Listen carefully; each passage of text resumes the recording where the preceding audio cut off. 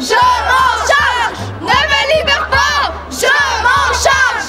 Ne me libère pas, je m'en charge. Ne me libère pas, je m'en charge. Ne me libère pas.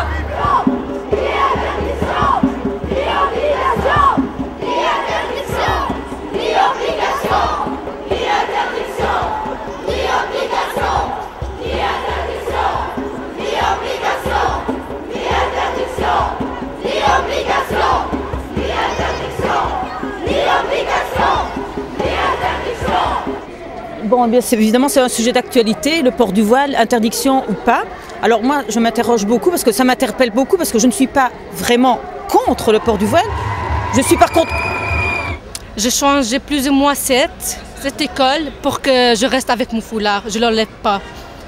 Je n'ai jamais enlevé. Je ne veux pas l'enlever. Tant qu'il reste de l'école pour accepter le foulard, je reste avec. Qui apparaît très simple et personnel devient si politique et bon. La première fois, la directrice, elle ne me laissait pas rentrer en classe. Comme je rentrais, elle venait devant tout le monde me chercher. Elle me laissait devant son bureau, me faire assis pendant le début de cours jusqu'à le fin. Voilà. Après, comme il sonnait, elle me donnait le droit de partir à la maison. Et ça durait 1 mois ou 2 mois. C'est une atteinte à la liberté, tout simplement. Inconsciemment, sans qu'elles s'en rendent compte, elles sont... Inconsciemment, elles ne sont pas libres. Je veux dire, ça vient de la petite enfance. Si un petit enfant ou une petite fille, vous la voilez petite en disant c'est comme ça, c'est comme moi qui ai été élevée dans la religion catholique, il y a certaines choses que je me dis, je ne réfléchis même pas, ça me semble de soi. Depuis que je me suis convertie à l'islam, que j'ai appris ce que c'était la notion de liberté. Parce qu'en fait, on a été éduqués selon un certain mode et selon certains discours dominants qui nous font croire qu'on est libre alors qu'on est tout à fait aliéné dans ce système-là. Et donc pour moi, l'islam, c'est la libération justement par rapport à tous ces préjugés et toutes ces idées préconçues.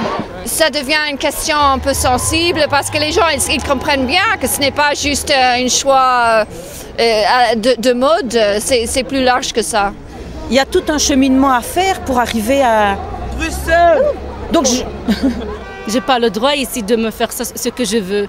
On est venu ici pour la liberté. Dans notre pays, il n'y a pas la liberté.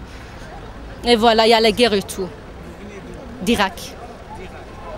Il ne cache pas la femme en disant, parce qu'on dit pour la protéger, mais si on dit que c'est pour la protéger, ça veut dire qu'on estime que la femme est inférieure à l'homme.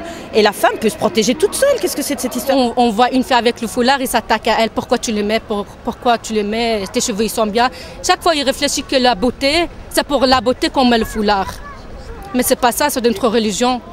Non, puisqu'on veut les protéger du regard des hommes, donc moi je dis, faisons l'inverse, enfermons les hommes et laissons les femmes se balader. Pourquoi? Voilà, mais oui. Mais il faut redevenir musulman. Je pense que là, les 3/4 des musulmans, dont moi-même, on n'a pas vraiment compris le message qui est un message très complet, mais très difficile à comprendre.